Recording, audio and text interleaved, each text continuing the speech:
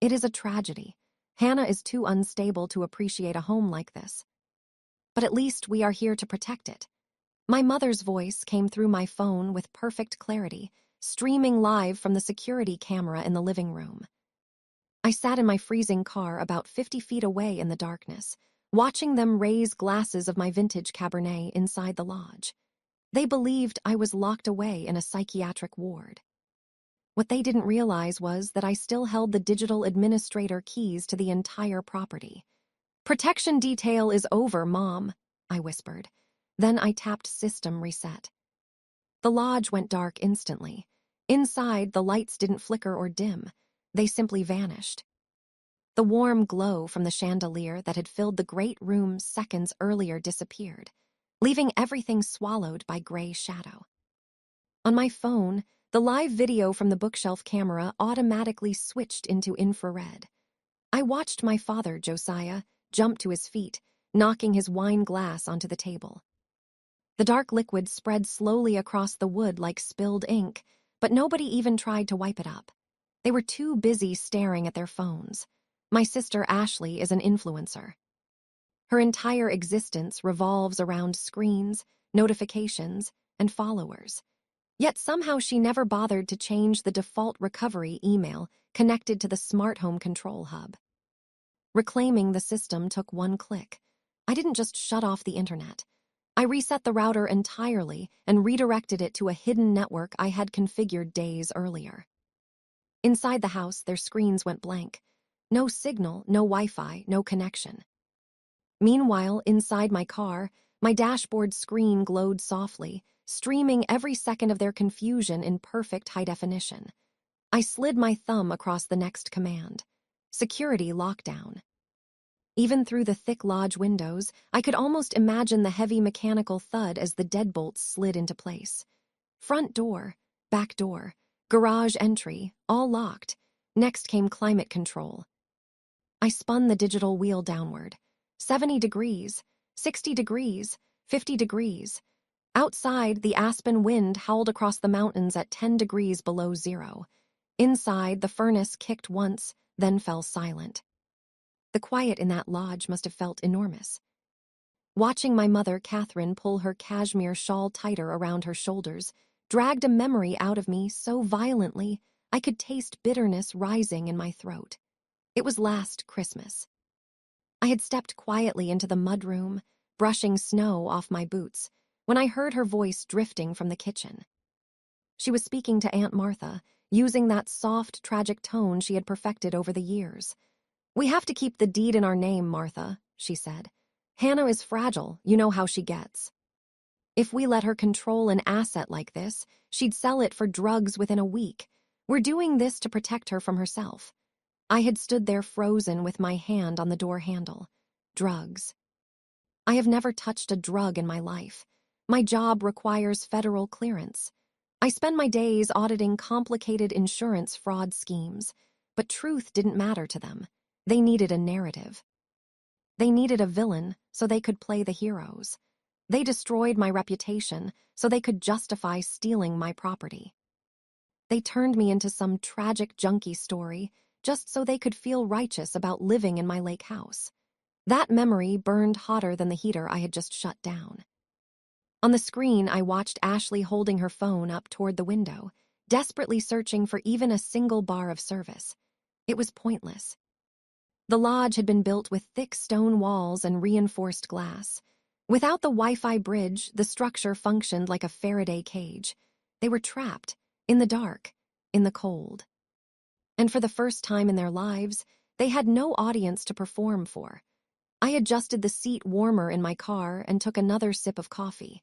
They said they needed to protect the house from me. Fine, now they were locked inside it, and I was only getting started. Inside the lodge, the panic was beginning to take shape. Through the infrared feed, I watched my father, Josiah, slam his hand against the thermostat panel on the wall. Nothing happened. Across the room, Ashley wandered in slow circles with her phone raised above her head, as if she could somehow catch a signal out of the air like someone trying to trap a butterfly. They looked confused, annoyed, maybe a little scared, but they didn't look guilty. Not yet. They made a critical error when they targeted me. They forgot what I do for a living. I am a senior fraud investigator. I don't just look at spreadsheets, I look at behavior. I track the microscopic tremors in a financial timeline that scream theft. When I finally turned that lens on my own life, the picture was crystal clear. I opened the file on my passenger seat just to remind myself.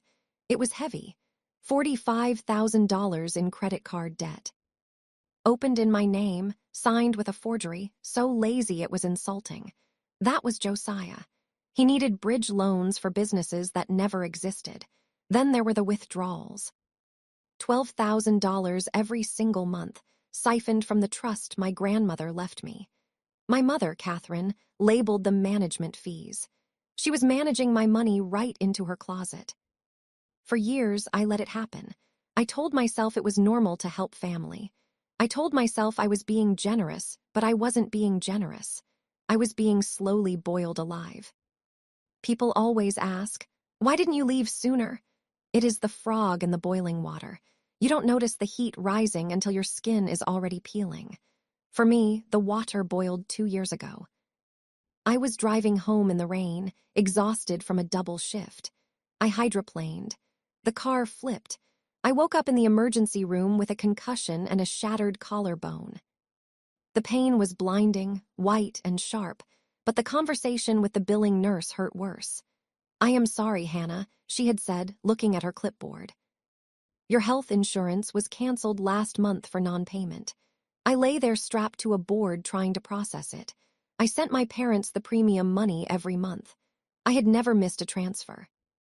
It wasn't until weeks later that I found the bank trail. They had diverted the insurance money to a dealership deposit. Ashley wanted a new Range Rover for her brand image, and my safety was the down payment. But that wasn't the moment I broke. The moment I broke was 10 minutes later in that hospital bed. My phone buzzed on the plastic tray table. I reached for it, my vision swimming, expecting a message from my mother asking if I was alive. It was a text from Josiah. "What is the code for the wall safe again? The battery died." "No. Are you okay?" "No, we are coming, just a demand for access." I stared at those gray bubbles on the screen until the tears stopped coming. I realized then that I wasn't their daughter. I was a resource. I was a host, and they were the parasites, and they would feed until there was nothing left of me but a husk.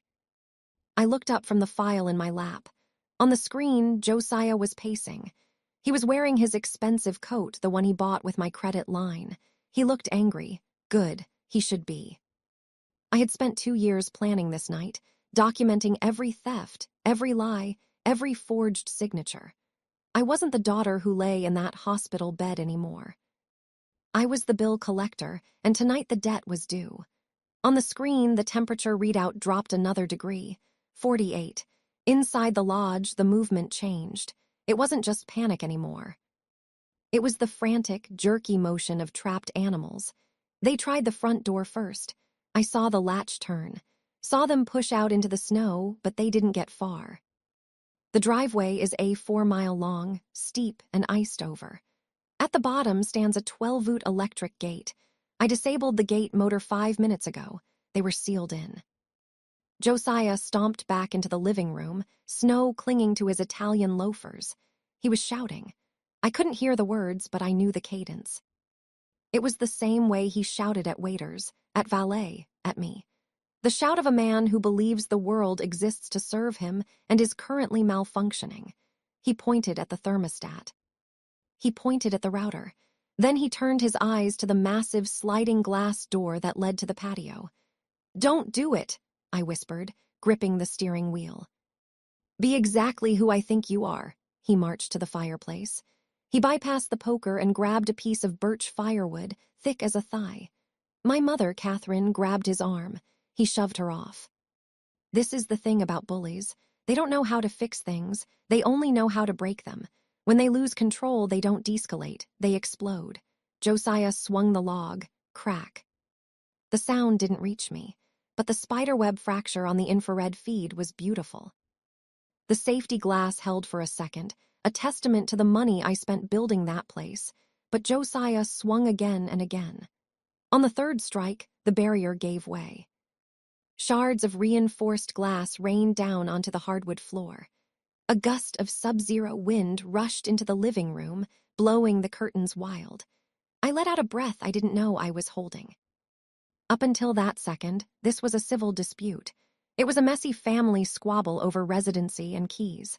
The police hate civil disputes. They tell you to call a lawyer and walk away. But the moment that glass shattered, the math changed. Josiah wasn't a resident locked out of his home. He was an intruder forcibly entering a property he didn't own. He had just committed vandalism and breaking and entering. Ashley scrambled through the broken door, phone in hand. She must have caught a rogue signal near the window or used the emergency-only dialer.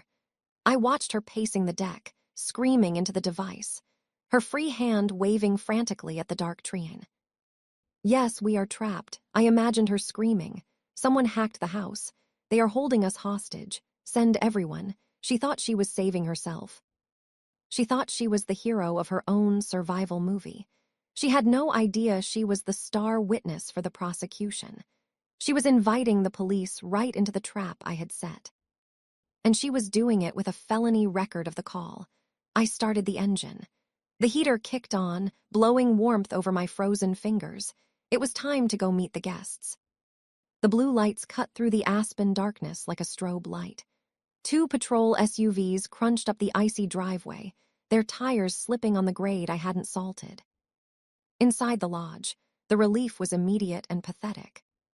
The moment the siren stopped, my mother, Catherine, ran out the front door, the one that was still locked, forcing her to scramble through the shattered patio glass like a burglar.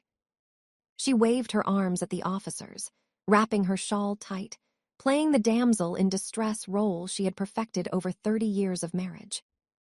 Thank God, she screamed, rushing toward the lead deputy. We are under attack. Someone hacked the system. They locked us out in the cold. Josiah followed her, trying to look authoritative despite the snow soaking his socks. Officer, I want a full report filed. This is cyber terrorism. We have been held hostage in our own home. I picked up the black binder from the passenger seat. It weighed 4 lb. It felt like a brick. I opened my car door and stepped out into the wind. The cold hit me instantly, biting through my coat, but I didn't shiver. I walked down the driveway, my boots crunching loud enough to make the deputy turn his head. Ma'am, stay back. The officer shouted, hand resting near his belt. We have a disturbance call. I know, I said, my voice cutting through the wind. I am the one who locked the doors.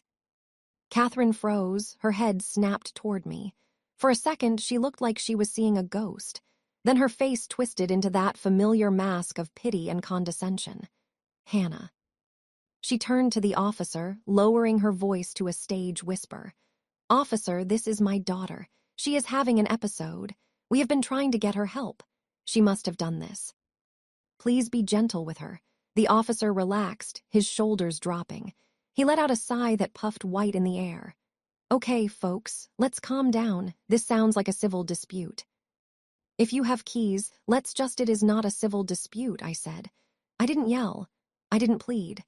I walked right past my mother and handed the binder to the officer. He frowned, looking down at the first page. It was a certified, notarized copy of the warranty deed. My name is Hannah Cross, I said. I am the sole owner of this property. These people are not tenants. They are not guests. I revoked their access 3 hours ago. The officer flipped the page. He saw the time-stamped log of the admin reset. He saw the copy of the text message I sent Josiah a week ago. Do not enter my property again. Officer, look at the patio. I pointed to the jagged hole in the glass where the heat was escaping. That man just smashed a reinforced window to force entry into a home he does not own. That isn't a family squabble. That is breaking and entering. Josiah stepped forward, his face purple. Now listen here. I paid for this house. I put it in her name for tax purposes. She is mentally unstable. Tax purposes? The officer looked up from the binder. His eyes were different now. The boredom was gone, replaced by the cold calculation of law enforcement assessing a suspect. Sir, do you have any proof of ownership? A deed? A utility bill in your name. I have a lease. Josiah sputtered, patting his pockets frantically. We signed a lease 3 years ago. It is in my safe. A lease, I repeated. I looked at the officer. Ask him to show it to you. Then turned to tab 3. The trap had just snapped shut. The officer took the document Josiah pulled from his briefcase, a crisp, pristine lease agreement dated 3 years ago. It looked official. It had signatures. It had a notary stamp. To the untrained eye, it was a get-out-of-jail-free card. See, Josiah smirked, his confidence returning like a bad habit. We have a valid lease. This is a civil matter. Tell her to unlock the door before I sue her for illegal eviction. I didn't argue. I didn't interrupt. I just watched the officer read it. He looked up, wavering. This was the moment the system usually fails victims. A piece of paper, even a fake one, creates reasonable doubt. And the police walk away. Officer, I said, my voice flat. Please look at the bottom right corner of that page. Do you see the faint yellow dots? The officer squinted. What machine identification code? I said, every color laser printer leaves a microscopic tracking pattern. It tells you the serial number of the printer and the exact time the document was created. I opened the binder to tab 3. The lease Josiah claimed proved ownership. The same one he had emailed his lawyer yesterday. Beside it sat the forensic report I'd ordered overnight. That lease wasn't printed 3 years ago, I said. The yellow dot metadata shows it was printed yesterday morning at 10:42 on the HP LaserJet in my father's home office. Josiah went pale. It's a reprint, he blurted. We lost the original. A file created yesterday, I asked, and the ink is fresh. If it's 3 years old, why didn't it exist until 24 hours ago? The officer's expression hardened. Sir, he said, stepping closer, do you have any other proof of residency? It's inside. Josiah shouted. There's more, I said, turning to tab 4. My sister Ashley says she lives here, right? I do, she screamed. Yes. While collecting state rental assistance, I handed over the documents. For 18 months, she claimed to be a low-income tenant paying rent to a landlord who doesn't exist. $24,000 in fraud. The officer compared the forms to the lease. You can't be a homeowner and a subsidized renter, I said, looking at my father. So either the lease is fake or your daughter committed wire fraud. Which is it? There was no escape. Dispatch, the officer said into his radio. I need a supervisor. Possible forgery and fraud. He cuffed Josiah. Ashley didn't cry. She watched, panicked, then lunged for my coat. She has drugs, she screamed. Search her. The officer pulled a small bag of white powder from the pocket. My family relaxed. They thought they'd won. I pulled out my phone. There's a camera in that planter, I said. Here's the live feed on screen. Ashley reached into her bra, stuffed the bag into my coat, then turned to scream. The officer watched twice. You're under arrest, he said, snapping cuffs onto her wrists. Catherine stood frozen as both her husband and daughter were led to separate cars. Get off my driveway, I told her. The tow truck arrived next. Josiah's tags were expired. The Lexus was hauled away, leaving her stranded in the snow. I walked inside, boarded up the shattered door, poured myself a glass of wine, and opened the folder labeled Case 894. Family, 3 years of evidence. I dragged it to the trash. The house finally felt quiet, cold, clean. I took a sip.